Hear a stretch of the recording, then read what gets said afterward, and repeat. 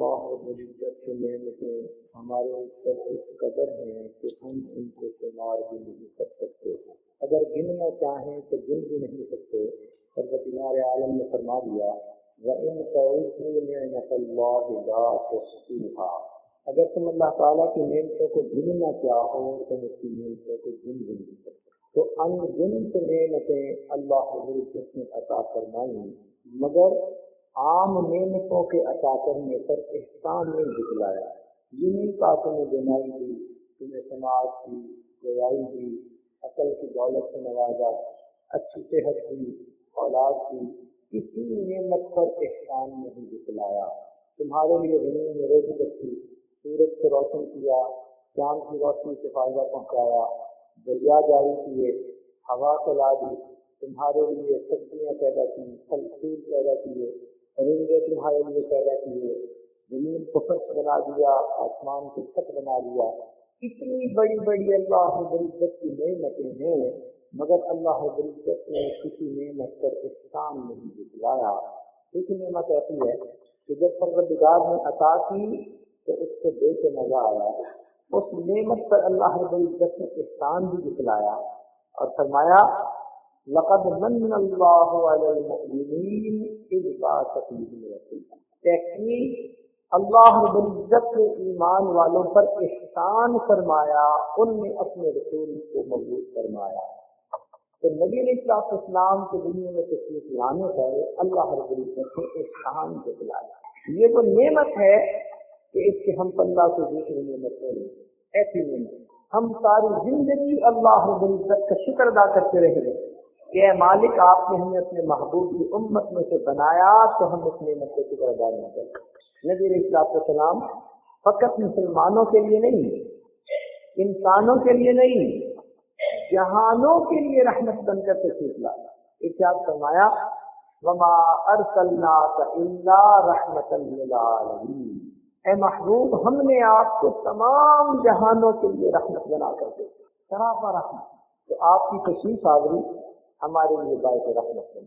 یقیناً ربیع الاول کا مہینہ نبی علیہ السلام کی ولادت مبارکہ کا مہینہ، مومنوں کے لیے خوشی کا مہینہ. خوشی دو طرح کی ہوتی ہے. اگر کسی کے گھر میں کوئی شیخ آئے، پیر آئے، بڑے عالم آئے تو ایک خوشی اس گھر کے بچوں کو ہوتی ہے، اور وہ خوشی اتنی ہوتی ہے کہ مہمان آئے ہیں، اچھے کھانے بنیں گے، کوئی ڈش بنے گی اور ہمارا خوب کام چلے گا. یہ بچوں والی خوشی مہمان کے آنے سے. ایک خوشی بڑوں کو ہوتی ہے. وہ خوش اس لیے ہوتے ہیں کہ جو مہمان آئے ہیں یہ ہماری اصلاح کی باتیں کریں گے، ہمیں نیکی کی ترغیب دیں گے اور ہم ان کی تعلیمات پر عمل کر کے اچھے انسان بن جائیں. یہ خوشی بڑی خوشی. لہذا نبی علیہ السلام کی تشریف آوری کی خوشی آج دو طرح سے منائی جاتی ہے. ایک فقط ولادت کی خوشی، وہ بھی ایک خوشی ہے، مگر وہ خوشی ایسے ہی ہے جیسے بچے خوشی مناتے ہیں. اصل خوشی یہ ہے کہ نبی علیہ السلام کی مبارک تعلیمات کے تذکرے کیے جائیں، آپ کی سیرت مبارکہ کو بیان کیا جائے اور پھر اس پر عمل کر کے اللہ کا قرب اختیار کیا جائے. یہ اصل خوشی. اس لیے ہمارے قادرین ربیع الاول کے مہینے میں سیرت کی مجالس قائم کرتے. کبھی نبی علیہ السلام کے اخلاق مبارکہ کے تذکرے، کہیں آپ کے حسن و جمال کے تذکرے. مختلف انداز ہیں اس محبت کے اظہار کے. تاہم آج کی اس محفل میں نبی علیہ السلام کی ولادت مبارکہ اور آپ کے ساتھ عشق و محبت، اس عنوان سے چند باتیں آپ کی خدمت میں عرض کی جائیں گی. روایات میں آتا ہے کہ جب سیدنا ابراہیم علیہ السلام نے بیت اللہ شریف کی تعمیر مکمل کر لی تو انہوں نے دعا مانگی اے اللہ میں نے گھر بنا دیا، اس کو آباد کرنے والے کو بھیج دی. عبادت خانہ بنا دیا، عبادت سکھانے والے کو بھیج دی. مدرسہ بنا دیا، تعلیم دینے والے کو بھیج دی. انہوں نے دعا مانگی. دعا کرنے والے ابراہیم خلیل اللہ اور آمین کہنے والے اسماعیل ذبیح اللہ، اور جس جگہ پر کھڑے ہو کر دعا مانگ رہے اس کا نام بیت اللہ، اور جس ہستی سے مانگ رہے ہیں اس کا نام اللہ، اور جن کے بارے میں دعا مانگ رہے ہیں ان کا نام محمد رسول اللہ. چنانچہ نبی اسلام نے فرمایا کہ میں اپنے باپ ابراہیم علیہ السلام کی دعا کی قبولیت بن کر دنیا میں آیا ہوں۔ آپ قبولیت بن کر دنیا میں آیا، چنانچہ آپ کا نام محمد اور احمد رکھا گیا۔ احمد آپ کا نام آسمانوں میں اور محمد آپ کا نام اس دنیا میں۔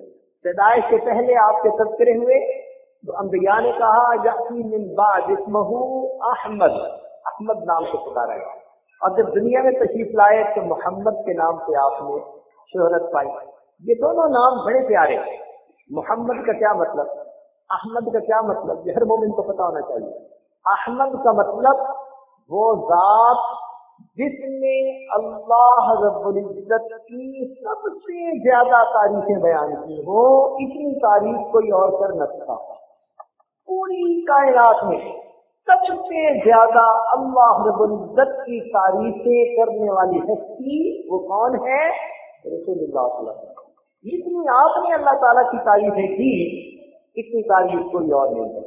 اور محمد کا کیا مطلب کہ جتنی اس کائنات میں آپ کی تعریفیں دنیا میں کی گئی، انسانوں میں کوئی دوسری ہستی ایسی نہیں کہ دنیا میں جس کی تعریفیں اتنی زیادہ کی گئی ہے۔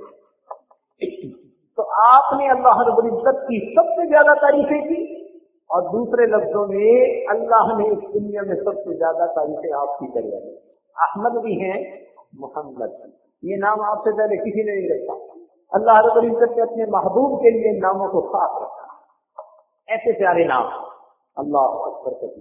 جب آپ کی ولادت مبارکہ ہوئی تو شام کے کچھ علاقوں میں ایک نور ظاہر ہوا، آتش پرستوں کی آگ جو کئی سینکڑوں سال سے جل رہی تھی وہ بجھ گئی۔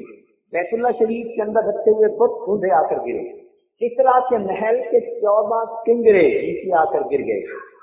یہ نشانیاں کیا تھیں کہ جہاں تک شام میں وہ روشنی ظاہر ہوئی، اللہ رب العزت کے محبوب نے اپنی نبوت سے پہلے والی زندگی میں اس جگہ تک تجارت کے لیے سفر کرنا تھا۔ اللہ تعالیٰ نے نور کے ذریعے ظاہر فرما دیا میرا محبوب یہاں تک دنیا میں سفر کر رہا ہے۔ بت اونڈے آ کر گرے اور خود کہنے لگے کہ بت پرستی کا زمانہ چلا گیا، اب ایک اللہ رب العزت کی پرست کا زمانہ آیا۔ آگ جل گئی، بجھ گئی، 14 کنگرے گرے، اس لیے کہ پھر 14 تاج منتقل ہونے تھے اور ان کے بعد ہمیشہ کے لیے وہ سلطنت اسلام کے زیر سایہ آ جائے۔ بی بی آمنہ فرماتی ہے کہ جب نبی علیہ السلام میرے وطن میں تھے، میں کبھی زمزم کا پانی بھرنے جاتی تو عجیب معاملہ ہوتا کہ پانی اپنی سطح سے بالکل قریب ہوتا، میں آسانی سے پانی بھر لیتی، جب واپس چلی آتی تو پانی کی سطح نیچے گر جاتی۔ تو مکہ مکرمہ کی عورتیں مجھے پکڑ کے کھڑا کرتی، کہتی آمنہ آپ یہی کھڑی رہو، جتنی دیر آپ کھڑی رہیں گی پانی اوپر رہے گا، ہمیں بھرنے میں آسانی ہوگی۔ کوئی نہیں جانتا تھا کہ یہ برکتیں کیا ہیں، مگر اللہ رب العزت کی طرف سے جو مہمان دنیا میں آنے والے تھے ان کی آمد سے پہلے ان کی برکتیں دنیا میں ظاہر ہونے لگی۔ جب آپ کی ولادت ہوئی تو مکہ مکرمہ کے رسول کے مطابق دیہات کی عورتیں آتی تھیں اور وہاں سے بچوں کو لے جاتی تھی، ان کی پرورش دیتی تھی اور پھر ان کو انعام دیا جاتا تھا۔ بنو سعد قبیلہ کی بہت ساری عورتیں کہیں کہ ہم اپنے لیے مکہ مکرمہ سے بچے لے کے آئے، چنانچہ ایک بی بی جس کا نام حلیمہ، بنو سعد قبیلہ سے تعلق رکھنے کی وجہ سے حلیمہ سعدیہ کہلاتی، وہ بھی اپنی سواری پہ سوار ہو کے چل پڑی۔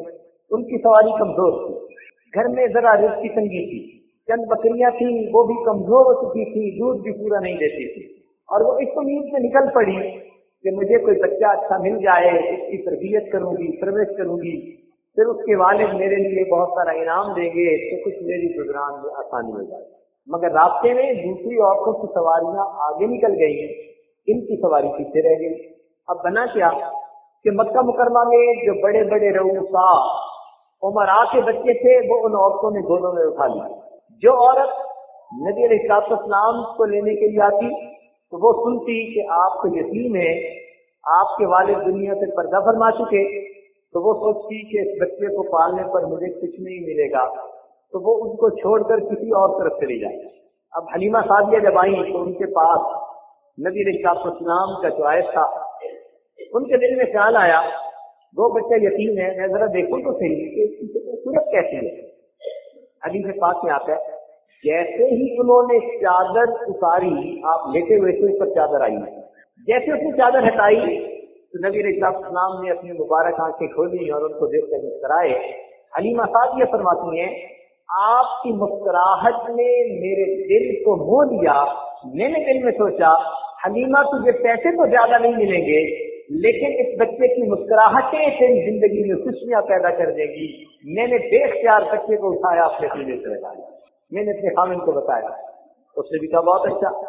چنانچہ ہم اس بچے کو لے کر واپس چلنے لگے۔ اب ہوا کیا کہ حلیمہ سعدیہ نے بچے کو گود میں لیا ہوا ہے، تو ان کے میاں ان کو سواری پر بٹھاتے ہیں۔ جب وہ بیٹھ گئی تو وہ خود اس کے آگے بیٹھے تاکہ سواری کو لے کر چلیں، لیکن جیسے ہی آگے بیٹھتے ہیں سواری چلنے سے انکار کر دیتے ہیں، رسی کھینچتے ہیں، مہار کھینچتے ہیں، اس کو مارتے بھی ہیں، اٹھنے کا نام نہیں لیتے۔ پریشانی میں نیچے اترے تو سواری اٹھ کے چلنے کے لیے تیار، پھر بٹھایا خود اوپر بیٹھے، اس سے سواری نہیں چلتی۔ جب 2-4 مرتبہ ایسا کیا تو بڑے پریشان ہوئے، دل میں خیال آیا، کہنے لگے حلیمہ تو آگے بیٹھ، میں پیچھے بیٹھتا ہوں۔ جب حلیمہ سعدیہ کو آگے بٹھایا، نبی علیہ السلام سب سے آگے آ گئے، حلیمہ سعدیہ آ گئی، پیچھے ان کے خامن بیٹھے تو سواری نے اسی وقت اٹھ کر بھاگنا شروع کر دیا۔ اللہ تعالیٰ نے دکھلا دیا یہ پوری کائنات کے صدر نشین ہیں، تم ان کو اپنی پیٹھ کے بٹھا کر کے سفر کر سکتے ہو۔ چنانچہ سواری بھاگ رہی ہے، اتنا تیز بھاگی کہ دوسری سواریوں سے آگے نکل گئی۔ اب وہ آپ سے پوچھنے لگی حلیمہ تو نے اپنی سواری بدل لی، تیری سواری تو بڑی کمزور سست رفتار تھی، اب تو تیز بھاگی جا رہی ہے، تو سواری بدل کے آئی؟ تو حلیمہ سعدیہ نے کہا میں سواری تو بدل کے نہیں آئی، سواری کے اوپر میں سوار بدل کے آئی۔ ان کی برکت ہے۔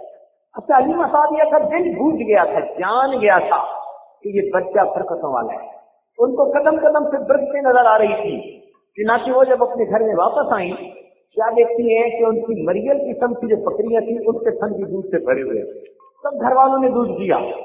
اب پورے گھر کے اندر ایک بہار آ گئی، روزانہ بکریوں کے تھن دودھ سے بھرے ہوئے، وہ خود بھی پیتے اوروں کو بھی پلاتے۔ ہمسائے کی عورتیں جب یہ تماشا دیکھی تو وہ آ کے پوچھی حلیمہ سعدیہ تم اپنی بکریوں کو کہاں چراتی ہو، ہمیں بھی وہ جگہ بتاؤ، ہم اسی چراگاہ میں بکریاں چرائیں گے۔ وہ اپنی بکریوں کو وہاں بھیجتے تو ان کی بکریوں کے تھنوں میں دودھ نہ ہوتا، اور حلیمہ سعدیہ کی بکریوں کے دودھ تھنوں سے بھرے ہوئے، تھن دودھ سے بھرے ہوئے، تو عجیب برکتیں ظاہر ہو رہی تھی اس گھر میں۔ حلیمہ سعدیہ کی ایک بیٹی تھی، ان کا نام تھا شیما۔ یہ نبی علیہ السلام کی رضائی بہن بنتی، وہی نبی علیہ السلام کی خدمت کرتی تھی، اٹھا کے آپ کو کھلاتی تھی، جیسے بڑی بہنیں چھوٹے بھائیوں کو اٹھایا کرتی ہیں۔ ایک دن حلیمہ نے اپنی بیٹی سے کہا شیما دیر ہو گئی، اپنی بکریوں کو لے کے چلو۔ شیما کہنے لگی امی میں اکیلی ہوں، بکریاں زیادہ ہیں، میں سارا دن ان کے پیچھے بھاگ بھاگ کے تھک جاتی ہوں، مجھ اکیلی سے نہیں جایا جاتا، کسی کو میرے ساتھ بھیجے۔ ماں نے کہا بیٹا اور تو کوئی گھر میں ہے نہیں جس کو میں بھیجوں، تمہیں یہ کام کرنا ہے۔ وہ کہنے لگی اماں اچھا میں یہ کام کروں گی مگر میرے اس بھائی کو میرے ساتھ بھیج دیجیے۔ نبی علیہ السلام دودھ پیتے تھے، اس وقت چھوٹے تھے، چلتے بھی نہیں تھے، گود میں اٹھانے والے تھے۔ ماں حیران ہوئی، کہنے لگی شیما کیا کہہ رہی ہو، بچے کو سنبھالو گی جب بکریوں کو سنبھالو گی؟ وہ کہنے لگی امی میں بکریوں کو سنبھال لوں گی، ان کے ساتھ بھیج دیں۔ وہ کہنے لگی نہیں میں نہیں ایسے بھیج دی۔ شیما پیچھے ہٹ کے بیٹھ گئی، اماں اگر آپ نہیں بھیجیں گی تو مجھ سے بکریاں نہیں سنبھلتی، میں بیٹھ جاؤں گی۔ اب ماں نے پوچھا کہ یہ بات کیا ہے کہ بچے کو بھی لے جاؤ گی بکریاں بھی سنبھالو گی؟ تو شیما نے جواب دیا، کہنے لگی امی ایک مرتبہ میں اسے ساتھ لے کر گئی تھی، میں نے یہ دیکھا کہ تھوڑی دیر کے لیے بکریوں نے چر کے اپنا پیٹ بھر لیا، پھر جہاں پر میں اپنے بھائی کو گود میں لے کر بیٹھی تھی ساری کی ساری بکریاں میرے گرد آ کر بیٹھ گئیں، میں بھی بھائی کا چہرہ دیکھتی رہی، میری بکریاں بھی بھائی کا چہرہ دیکھتی۔ ہم سب بیٹھ کے محبوب کی زیارت کرتے رہے، اس کے حسن جمال کو دیکھتے۔ نبی علیہ السلام کو اللہ رب العزت نے کیا حسن جمال عطا کیا تھا۔ سیدہ صدیقہ رضی اللہ عنہا فرماتی ہیں زلیخا تو نے یوسف علیہ السلام کو دیکھا تو اپنی انگلیاں کاٹی، اگر تو میرے آقا کو دیکھتی اپنے دل کے ٹکڑے کر بیٹھ۔ اللہ تعالیٰ نے ایسا حسن جمال حسان بن ثابت فرماتے ہیں وَأَحْسَنَ مِنْكَ لَمْ تَرَ قَطُّ عَيْنِي وَأَجْمَلَ مِنْكَ لَمْ تَلِدِ النِّسَاءُ خُلِقْتَ مُبَرَّأً مِنْ كُلِّ عَيْبٍ كَأَنَّكَ قَدْ خُلِقْتَ كَمَا تَشَاءُ۔ اے محبوب، آپ سے زیادہ حسین دنیا میں کبھی کسی آنکھ نے دیکھا نہیں، اور آپ سے زیادہ خوبصورت کبھی کسی عورت نے کوئی بچہ جنا نہیں، اور اے آقا آپ اس طرح بے عیب دنیا میں پیدا ہوئے جیسے کہ آپ اپنی مرضی سے دنیا میں پیدا ہوئے، مرضی کا حسن جمال جیسے لے کر پیدا ہوئے۔ اللہ رب العزت نے آپ کو وہ حسن جمال ہے۔ اللہ اے چہرہ شیبائے تو رکھے بتانے آدری، ہر چند وقت می کنم در حسن دا بالا تری، آپا کہا دیدام میرے بتاور دیدام بٹیار خوبا دیدام اما چیزیں دی گئی۔ آپ کا حسن و جمال تھا ہی کس ہے۔ نبی اسلام نے کیا فرمایا، میرے بھائی یوسف صدیق تھے اور میں ملی ہوں۔ سبھی کہتے ہیں گورے چٹے کو جس کا رنگ بہت گورا ہو اس کو سبھی کہتے ہیں۔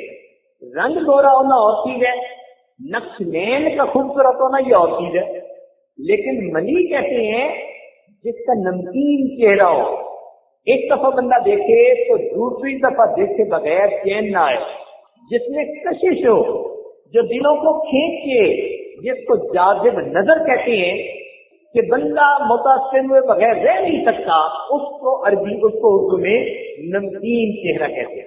نبی اسلام نے فرمایا کہ میں ملیح ہوں، اور نبی اسلام کو اللہ نے وہ حسن و جمال دیا تھا کہ جو چہرہ آپ کا ایک مرتبہ چہرہ مبارک دیکھ لیتا تھا بس پھر وہ آپ صلی اللہ علیہ وسلم کے خدام نشانے لگا۔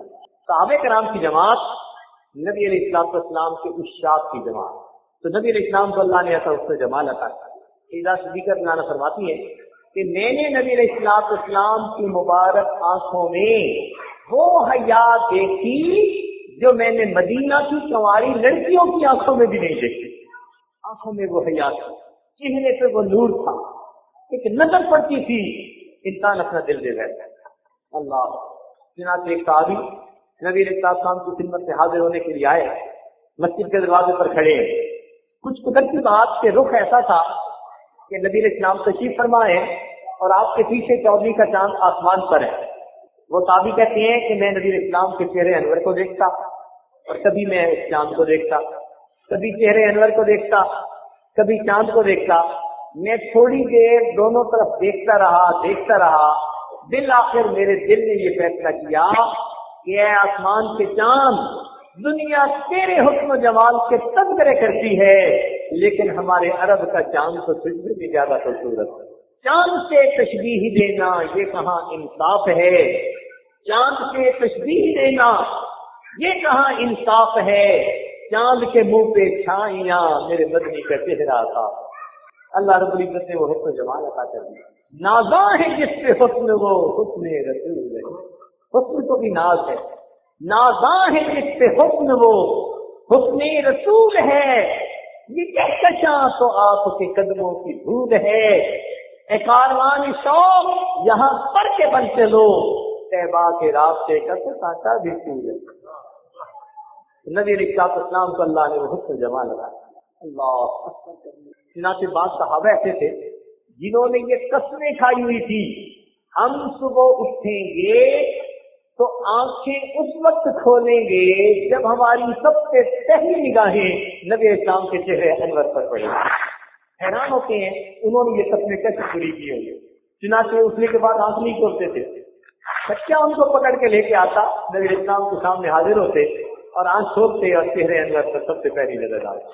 کتابوں میں لکھا ہے بعض صحابہ رات کو گھروں میں ہوتے تو نبی علیہ السلام کے لیے اداس ہو جاتے، اپنے گھروں سے آتے اور نبی علیہ السلام کے حجرہ مبارک کے باہر کھڑے ہوتے اور گھنٹوں کو دیکھتے رہتے، یہ وہ جگہ ہے جہاں میرے محبوب آرام فرما ہے۔ نبی علیہ السلام کے ساتھ ہم پوچھنا ہے، اور محبوب کے جسم اطہر سے خوشبو آتی تھی۔ چنانچہ انس رضی اللہ عنہ اس بات کے راوی ہیں، وہ فرماتے ہیں ما شممت مسکم ولا عنبرۃ، اللہ کی قسم میں نے کبھی مشک اور عنبر کو نہیں سونگا مگر نبی علیہ السلام کے جسم مبارک کی خوشبو اس سے بھی زیادہ ہوا کرتی۔ ان میں سلیم اللہ میں صحابی ہے، وہ چھوٹے بچوں کو بھیجتی تھی اور نبی اسلام کے جسم مبارک سے جو پسینہ نکلتا تھا اس کو شیشی میں جمع کرواتی تھی ان قطروں کو. ایک مرتبہ نبی اسلام خیلولہ کرتے ہوئے اٹھے تو آپ نے چھوٹے چھوٹے بچوں کو دیکھا کہ وہ پسینہ جمع کر رہے ہیں. پوچھا کیا کر رہے ہو؟ امی نے کہا ہے کچھ آیا جی آپ ایسا کیوں کر رہی ہیں؟ اے اللہ کے نبی ہم آپ کے اس مبارک پسینے کو جب خوشبو میں ڈالتے ہیں اس خوشبو کی خوشبو میں اضافہ ہو جایا کرتا. ایک صحابی آگے ہوئے اے اللہ کے نبی میں بیٹی کی شادی کرنا چاہتا ہوں. نبی اسلام نے اور چیزوں کا انتظام تو فرما دیا اور فرمایا کہ خوشبو کے لیے یہ پسینے کے قطرے لے جاؤ. وہ نبی اسلام کے پسینہ کے مبارک کے قطرے لے کر آیا اور اس گھر کے اندر اس نے خوشبو کے لیے استعمال کیے اور اس بچی کو بھی لگانے کے لیے دیے. اس گھر میں سے ہمیشہ خوشبو آتی تھی حتیٰ کہ لوگوں نے خوشبو والوں کا گھر اس کا نام پڑ گیا. خوشبو والوں کا گھر. نبی اسلام سنا کہ جس طرف سے نکلتے تھے وہ فضا مؤثر ہو جاتی تھی. صحابہ کرام کہتے ہیں کہ کئی مرتبہ ہم نے نبی اسلام کو ڈھونڈنا ہوتا ہم راستے کی خوشبو سے نبی علیہ السلام کے جانے کا اندازہ لگا لیا تھا. ایسا ہے جس میں اچھا تھا اس میں خوشبو اس میں جمال ایسا تھا. اللہ اکبر کبیرہ. تو اللہ رب العزت نے آپ صلی اللہ علیہ وسلم کو حسن جمال کو عطا کیا کہ ایسا حسن جمال دنیا میں کسی کو ملا. اس لیے تفسیر شریف کے نانا فرماتی ہیں لنا شمسم وللآفاق شمس. کیا کہا اے آسمان ایک تیرا بھی چاند ہے اور ایک میرا بھی چاند ہے. آسمان تیرا چاند تو صبح کو طلوع ہوتا ہے اور میرا چاند عشاء کے بعد طلوع ہوتا ہے. اور اے آسمان کہ چاند تو فقط اسی دنیا کو اپنی روشنی سے منور کرتا ہے اور میرے چاند کی روشنی تمام کائنات کے عالم کو اپنے نور سے منور کرتی ہے. اللہ رب العزت کی مہربانی. آگے دیکھیے تو اللہ رب العزت نے نبی علیہ السلام کو جو حسن جمال عطا یہ اللہ رب العزت نے اپنے محبوب کو جمال عطا. تو چہرے انور کا کیا کہنا کہ جس کو اللہ رب العزت محبت کی نظر سے دیکھتے تھے. قرآن مجید نے فرمایا قد نرى تقلب وجهك في السماء. اے محبوب جب آپ آسمان کی طرف دیکھتے تھے تو اس وقت ہم محبت کے ساتھ آپ کے چہرے کو دیکھتے تھے. اللہ آپ کے جسم مبارک کے مختلف اعضاء کے تذکرے قرآن مجید کے تو حسن و جمال کی بات ہو رہی تھی. نبی علیہ السلام کو اللہ رب العزت نے ایسا جمال عطا کیا کہ اس جمال کے تذکرے آج کتابوں میں پڑھ کر انسان حیران ہو جاتا. اس لیے صحابہ کرام آپ صلی اللہ علیہ وسلم کے اشراف تھے. اچھا یہ عجیب بات ہے, یہ بات ذہن میں رکھیں کہ نبی علیہ السلام محبوب کل جہاں ہے, انسانوں کے محبوب نہیں. نبی علیہ السلام محبوب کل جہاں ہے. یہ نقطہ یاد رکھیں, نبی علیہ السلام محبوب کل جہاں ہے. کائنات کی ہر چیز کو نبی علیہ السلام سے محبت, جمادات کو محبت تھی نبی علیہ السلام کو. چنانچہ حدیث پاک میں آتا ہے سیدنا صدیق اکبر عنہ کے گھر دو پتھر تھے. نبی اسلام جب کبھی تشریف لاتے تو ان میں سے ایک پتھر نبی اسلام کو سلام کیا کرتا تھا. جب نبی اسلام تشریف لاتے وہ پتھر سلام کرتا تھا, اور دوسرا پتھر اس پر نبی اسلام تکیہ لگا کر بیٹھتے تھے, اس کا نام متقا تھا, ایک کا نام متکلم تھا. اب دیکھیے کہ پتھر بھی اللہ کے محبوب کو سلام کرتے ہیں. نباتات جمادات کو نبی علیہ السلام سے محبت, نباتات کو محبت ہے. ناچری سے پاس میں آتا ہے کہ نبی اسلام جب کبھی ویرانے کی طرف تشریف لے جاتے تو راستے کے درخت نبی علیہ السلام کو سلام کیا کرتے تھے. نباتات کو محبت. اور یہ واقعہ تو آپ نے سن ہی لیا ہوگا کہ نبی علیہ السلام جمعے کا خطبہ دیتے تھے اور ایک کھجور کا تنا تھا, کبھی کبھی اس پر سہارا لے لیا کرتے تھے. کمیر داری جانو جب اسلام قبول کر کے آئے تو انہوں نے مسجد نبی میں ممبر بنوا دیا. نبی علیہ السلام اگلی مرتبہ ممبر پر کھڑے ہو کر خطبہ دینے لگے. صحابہ کرام کہتے ہیں ہم نے رونے کی آواز سنی جیسے کوئی بچہ رو رہا ہوتا ہے. ذرا توجہ کی تو محسوس ہوا کہ وہ کھجور کا تنا رو رہا تھا جس کے ساتھ نبی علیہ السلام ٹیک لگا کر خطبہ دیا کرتے تھے. جب نبی علیہ السلام نے محسوس فرمایا آپ نیچے اترے, اس کے پاس آئے, آپ نے اس پر ہاتھ رکھا جس طرح چھوٹے بچے کو ماں تسلی دے وہ سسکیاں لے لے کے چپ ہو جاتا ہے، اس طرح وہ کھجور کا تنا سسکیاں لے لے کر چپ ہو گیا۔ تو نبی علیہ السلام کے ساتھ جمادات کو بھی محبت، نباتات کو بھی محبت، نبی علیہ السلام کے ساتھ حیوانات کو بھی محبت، حیوانات کو بھی محبت۔ چنانچہ کئی مرتبہ ایسا ہوا کہ اونٹوں نے نبی علیہ السلام کو سلام کیا۔ ایسا بھی ہوا کہ جب نبی علیہ السلام نے غسل الوداع کے موقع پر جانوروں کو قربان کرنا تھا تو آپ نے 70 اونٹ قربان کرنے تھے۔ جب وہ اونٹ لائے گئے، حدیث پاک میں آتا ہے ان اونٹوں نے جب نبی علیہ السلام کے چہرے انور کو دیکھا تو وہ اونٹ ایک دوسرے سے آگے بڑھنے میں کوشش کرنے لگے اور اپنی گردنیں پیش کرنے لگے، اللہ کے محبوب پہلے میری گردن کو تمہیں فرما دی۔ حیوانات کو محبت، نباتات کو محبت ہے، جمادات کو محبت ہے، اور انسان کو بلاخر انسان، اور انسانوں میں بھی جوانوں کو محبت، بچوں کو محبت، بوڑھوں کو محبت، مردوں کو محبت، عورتوں کو محبت، تو نبی علیہ السلام کے ساتھ سب کو محبت۔ اس لیے نبی علیہ السلام محبوب کل جہاں ہے، محبوب کل جہاں۔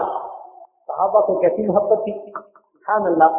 حدیث پاک میں آتا ہے کہ بچوں کو محبت تھی، نبی علیہ السلام کے ساتھ بچوں کو محبت تھی۔ ایک مرتبہ نبی صاحب عید کی نماز کے لیے تشریف سے جانے لگے، دیکھا کہ راستے میں کچھ بچے کھیل رہے، بچوں نے جب دیکھا تو انہوں نے سلام عرض کیا، نبی علیہ السلام نے جواب دیا، آگے چل پڑے۔ جب تھوڑا آگے بڑھے تو دیکھا کہ ایک بچہ اداس پریشان بیٹھا ہوا سوچ میں گم ہے، تو نبی علیہ السلام کھڑے ہو گئے۔ آپ نے پوچھا کہ بچے تم اتنا پریشان کیوں ہو؟ وہ کرنے لگا، اللہ کے نبی میں یتیم مدینہ ہوں، میرے والد نہیں تو میرے لیے کپڑے لاتے یا میرے لیے آج کچھ انتظام ہوتا پیسوں کا، میں دوسروں کے ساتھ کھیلتا، میں اداس بیٹھا ہوں۔ نبی علیہ السلام فرمان لگے، اچھا اگر تمہارے باپ نہیں تو آؤ تمہیں میں اپنے گھر لے چلتا ہوں، تیار کرتا ہوں، اس لیے کہ میں تمہارے باپ کی مانے ہوں۔ وہ بچہ بڑا خوش ہو کے کھڑا ہو گیا۔ نبی علیہ السلام کو لے کر کے گھر تشریف لائے۔ جب گھر آئے تو آپ نے سیدھا تشریف لانے کو آواز دی، فرمایا حمیرہ، عرض کیا لبیک یا رسول اللہ، اے اللہ کے رسول میں حاضر ہوں۔ فرمایا کہ یہ چھوٹا بچہ ہے، تم اس کو نہلاؤ اور اس کو جو عید کے لیے تیار کر دو۔ چنانچہ اس چھوٹے بچے کو نہلا دیا گیا۔ نبی علیہ السلام نے اپنی چادر کا ایک ٹکڑا کاٹا اور اس کو تہبند باندھنے کے لیے دیا، اس میں کچھ لپیٹ بھی لیا۔ جب وہ لباس میں لپٹ گیا تو اس کے سر سے تیل لگایا گیا، اس کی آنکھوں میں سرما ڈالا گیا اور وہ بڑا اس کے بالوں میں کنگھی کی گئی، خوشبو لگائی گئی۔ وہ بچہ بڑا خوش ہو گیا کہ آج مجھے عید کی نماز کے لیے تیار کر دیا گیا۔ اب وہ بچہ آپ کے ساتھ چلنا چاہتا تھا۔ حدیث پاک میں آتا ہے اللہ کے محبوب نیچے بیٹھ گئے، آپ نے فرمایا کہ تو یتیم ہے تو تو آج پیدل چل کے نہیں، آج میرے کندھوں کے اوپر سوار ہو کر جائے۔ چنانچہ وہ بچہ نبی اسلام کے مبارک کندھوں کے اوپر سوار ہو گیا اور آپ اس کو لے کر اسی حالت میں واحد تشریف لائے۔ اب جب وہاں سے گزرے جہاں وہ بچے کھیل رہے تھے تو بچوں نے دیکھا تھوڑی دیر پہلے یہ مغموم تھا، ایک طرف بیٹھا ہوا تھا، ابھی نبی اسلام کے مبارک کندھوں پر سوار ہو کے نہا کے آ رہا ہے، تو وہ بڑے حیران ہوئے۔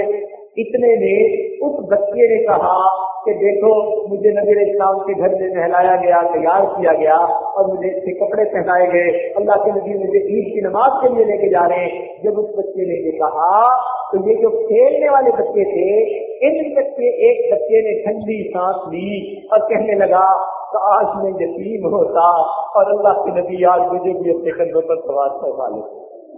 سبحان اللہ، کاش میں یتیم ہوتا اور اللہ کے محبوب مجھے اپنے کندھوں پہ سوار کروا لے۔ نبی اسلام اس بچے کو لے کر مسجد نبی میں تشریف لائے۔ جب آپ منبر کے اوپر چڑھے تو وہ بچہ نیچے بیٹھنے لگا۔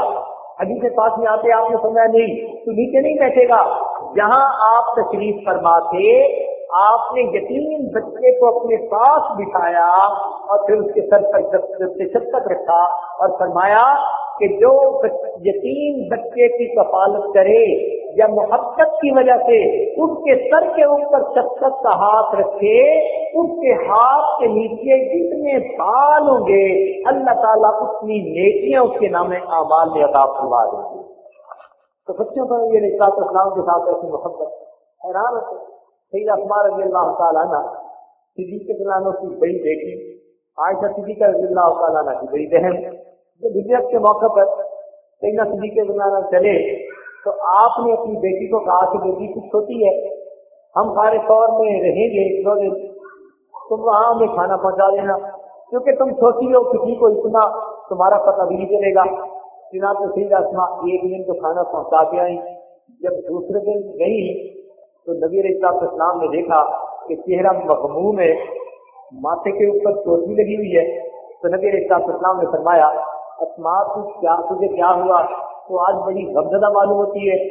تو پہلے تو چھپ رہی، پھر رد کرنے لگی ہے اللہ کے نبی کل جب میں آپ کو کھانا دے کر واپس جا رہی تھی، راستے میں مجھے ابو جہل مل گیا، ابو جہل نے مجھے پکڑ لیا، کہنے لگا ابو بکر کی بیٹی تجھے پتا ہوگا کہ تمہارے پیغمبر اسلام کہاں ہیں، بتاؤ تمہیں پتا ہے؟ اللہ کے نبی میرے سچ بتا دیا کہ ہاں مجھے پتا ہے اللہ کے محبوب کہاں ہے۔ اس نے کہا کہ مجھے بتا کہ وہ کہاں ہے، میں نے کہا تمہیں میں ہرگز نہیں بتاؤں گی۔ اللہ کے نبی اس نے مجھے دھمکایا، اس نے مجھے ڈانٹا، اس نے کہا میں سخت تکلیف دوں گا، سزا دوں گا، تمہیں پٹائی کروں گا۔ میں نے کہا جو مرضی کرنا ہے کر لے، میں نبی اسلام کے بارے میں نہیں بتاؤں گی۔ چنانچہ اس نے اچانک ایک زوردار تھپڑ میرے چہرے پہ لگایا، اللہ کے نبی میں نیچے جا کر گری، میرا ماتھا چٹان میں لگا، خون آ گیا، میں اٹھ کر کھڑی ہوئی، اس نے مجھے بالوں سے مضبوطی سے پکڑ لیا، کہنے لگا اسماء تجھے جان سے مار دوں گا، بتا تمہارے پیغمبر کہاں ہیں؟ اللہ کے نبی میں نے اسے کہا کہ ابو جہل میری جان تو تیرے حوالے، مگر میں محمد عربی کو تیرے حوالے نہیں کروں گا، کیونکہ بچوں کو اتنی محبت، میری جان تو تیرے حوالے، میں محمد عربی کو تیرے حوالے نہیں کروں گا۔ بچوں کو اتنا پیار تھا نبی علیہ السلام، جوانوں کو اتنی محبت۔ چنانچہ ایک صحابی احد کے میدان میں زخمی ہو گئے، ان کے کزن ان کو ملے، انہوں نے پوچھا بھائی تیری زندگی کی کوئی خواہش ہو تو بتا دے۔ انہوں نے کہا جی ایک ہی تمنا ہے کہ نبی علیہ السلام کے قدموں میں ایک مرتبہ حاضری نصیب ہو جائے۔ چنانچہ ایک صحابی نے زخمی حالت میں ان کو اپنے کندھے پہ اٹھایا اور لے کر چل پڑے۔ ایک جگہ نبی علیہ السلام چٹان کے اوپر تشریف فرما کے اور آپ نے اپنے دونوں ٹانگیں مبارک نیچے لٹکائی ہوئی تھی، وہ صحابی کو لے کر پہنچے اور انہوں نے جا کر اس کو زمین پر قدم ٹھکائے اور کہا کہ دیکھو اللہ کے نبی تمہارے سامنے ہے۔ جیسے انہوں نے کہا اس زخمی صحابی جو بے ہوشی کے قریب تھے، ان کے جسم میں پتہ نہیں کہاں پہ طاقت آ گئی، آنکھ کھولی، نبی اسلام کے چہرے انور کو دیکھا اور آپ کے قدموں میں گر کر انہوں نے جان دے دی۔ کسی نے اس کو یوں کہا نکل جائے دم تیرے قدموں کے نیچے، یہی ہے تمنا، یہی آرزو ہے۔ اور کسی اور شاعر نے اس کو ایک اور انداز سے کہا، اس نے کہا کہ وہ زبان حال سے یوں کہہ رہے تھے آقا تیری معراج سے تو لوح قلم تک پہنچا، آقا تیری معراج کہ تو لوح قلم تک پہنچا، اور میری معراج کہ میں تیرے قدم تک پہنچا، تیری معراج کہ تو لوح قلم تک پہنچا، میری معراج میں تیرے قدم تک پہنچا۔ نوجوانوں سے ایسی محبت اللہ، چنانچہ نوجوان صحابی اپنے گھر سے آتے ہیں بڑے مغموم ہیں، اللہ کے نبی یہاں تو جب بھی دن اداس ہوتا ہے آپ کی خدمت میں حاضر ہوتے ہیں، آپ کے دیدار سے آنکھیں ٹھنڈی کر لیتے ہیں۔ اللہ کے نبی جنت میں آپ تو اونچے درجوں میں ہوں گے اور ہم گئے بھی تو نیچے درجے میں ہوں گے۔ اللہ کے نبی اگر جنت میں آپ کا دیدار نہ ہوا تو پھر بتائیے کہ جنت میں کیا مزہ آئے۔ اب ذرا سوچنے کی بات ہے کہ صحابہ یہ بات پوچھنے کے لیے آئے کہ اگر وہاں آپ کا دیدار نہ کر سکے تو پھر ہمیں جنت میں کیا مزہ آئے گا۔ نبی علیہ السلام سے سن کر خاموش ہو گئے۔ اس لیے جن اسلام پیغام لے کر آئے کہ اللہ رب العزت کی طرف سے یہ فرمان ہے المرء مع من احب۔ نبی علیہ السلام نے یہ فرمان صحابہ کو سنا دیا کہ جنت میں بندہ اسی کے ساتھ ہوگا جس کے ساتھ اس کو محبت ہوگی۔ صحابہ کرام کہتے ہیں نبی علیہ السلام کی اس حدیث کو سن کر جتنی خوشی ہمیں ہوئی کسی دوسری حدیث کو سننے سے ہمیں اتنی خوشی حاصل نہیں ہوئی۔ یہ انڈورسمنٹ تھی کہ اس محبت کی وجہ سے ہمیں نبی علیہ السلام کی قدموں میں قیامت کے دن جگہ مل جائے۔ تو صحابہ کے نزدیک سب سے بڑی نعمت یہ تھی کہ قیامت میں نبی علیہ السلام کا ساتھ نصیب ہوگا، آپ کے قدموں میں جگہ مل جائے۔ تو جوانوں کا یہ حال تھا۔ اللہ ایک تابعی ہے تشریف فرمائے، نبی علیہ السلام نے فرمایا کہ بھائی جس نے جس سے کوئی زیادتی کی ہو وہ دنیا میں اس کو بدلہ دے دے، اپنا حساب سمیٹ لے۔ اور پھر فرمایا اگر مجھ سے کسی کو کوئی تکلیف پہنچی ہو تو وہ مجھ سے بھی بدلہ لے لے۔ اب آقا نے یہ فرمایا اور غلام سامنے ہے تو کون جرأت کرتا؟ ایک صحابی کھڑے ہو گئے، اے اللہ کے نبی مجھے ایک مرتبہ تکلیف پہنچی تھی اور میں بدلہ لینا چاہتا ہوں۔ نبی اسلام نے فرمایا کہ وہ کیسے؟ اے اللہ کے نبی جہاد کی صفوں میں کھڑے تھے، آپ سب سیدھی کروا رہے تھے اور آپ کے ہاتھ میں ایک لاٹھی تھی، تو وہ لاٹھی آپ نے میری پشت پر لگائی کہ آگے ہو جاؤ، تو وہ لاٹھی مجھے چبھی تھی اور مجھے تکلیف ہوئی تھی، تو یہ بدلہ مجھے آپ سے لینا ہے۔ نبی اسلام فرمانے لگے بہت اچھا، میں اس کے لیے تیار ہوں۔ نبی اسلام نے اپنی لاٹھی اس کے ہاتھ میں دے دی اور خود تیار ہو گئے۔ اب ابو بکر عمر حیران ہے، یہ عاشق صادق، یہ غلام، یہ اپنی جان فدا کرنے والا، یہ نبی اسلام سے بدلہ چاہتا ہے اور وہ بدلہ لینے کے لیے تیار، اور نبی اسلام بدلہ دینے کے لیے تیار۔ ابو بکر عمر کا بد چلتا تو وہ کہتے کہ نبی علیہ السلام کی بدلہ نہ لو، ابو بکر کی جان نہ لے، عمر کی جان نہ دے رہے۔ مگر کیا کرتے کہ نبی علیہ السلام فرمانے لگے کہ نہیں، مجھ سے تکلیف پہنچی تو بدلہ بھی مجھے سے لینا ہے۔ وہ صحابی یہ سن کر کہنے لگے اللہ کے نبی جب آپ نے وہ لکڑی میرے جسم پر لگائی تھی تو میری صحبت تو تھی، میرے اوپر کپڑا کوئی نہیں تھا، کرتا نہیں تھا، اور آپ نے تو کرتا بھی پہنا ہوا ہے۔ نبی اسلام فرمانے لگے اچھا میں اپنا کرتا ہٹا دیتا ہوں۔ چنانچہ نبی اسلام نے اپنی پشت مبارک سے کرتا ہٹایا اور فرمایا کہ تم اپنا بدلہ لے لو۔ جب کرتا مبارک ہٹا تو صحابی نے اس چھڑی کو تو ایک طرف رکھ دیا، آگے بڑھ کر نبی اسلام کی مہر مبارک کو بوسہ دے کر آپ صلی اللہ علیہ وسلم کو اپنے سینے پہ لگا دیا۔ اللہ کے نبی مدتوں کی تمنا کی کبھی آپ کی مہر نبوت کو بوسہ دینے کی سعادت نصیب ہو، کوئی موقع نہیں ملتا تھا۔ آج جب آپ نے فرمایا مجھ سے بدلہ لے لو، میں نے دل میں سوچا تیرے دکھ تیرے وقت جا گئے، تجھے اللہ نے موقع دیا۔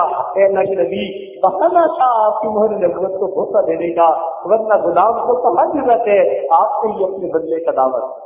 صحابہ بہانے سنتے تھے، ایسی محبت تھی ان کو نبی علیہ السلام۔ تو یہ سب اشاعت کا ٹولہ تھا، اشاعت کی ایک جماعت کی، چھوٹے بڑے سب کے سب نبی علیہ السلام کے ساتھ سچی محبت رکھنے والے۔ ایسی محبت کی کہ جب نبی علیہ السلام کی دنیا سے جو وفات پانے کی خبر تھی تو ایک صحابی جو کام کر رہے تھے کھیتوں میں ان کو پہنچی تو وہ کھیت میں دعا مانگنے لگے، اے اللہ یہ آنکھیں تو اس لیے تھی کہ آپ کے محبوب کو دیدار کیا جاتا، اب آج وہ پردہ فرما چکے، اللہ مجھے اس بینائی کی کیا ضرورت ہے، اس کو واپس لے لیجیے۔ دعا قبول ہوئی، اللہ نے ان کی بینائی واپس ہوئی۔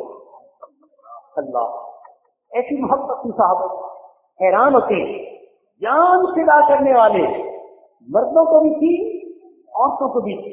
چنانچہ حدیث پاک میں آتا ہے کہ جب احد کے میدان میں یہ آواز لگ گئی کہ نبی اسلام شہید ہو گئے تو مدینہ کی ایک عورت تھی انصاریہ، انہیں ہمارا لکھا ہے بعض صاحب بعض روات میں، وہ فرماتے ہیں کہ انہوں نے کہا کہ نہیں جب تک میں خود تصدیق نہیں کر لوں گی میں اس بات کو نہیں تسلیم کروں گی۔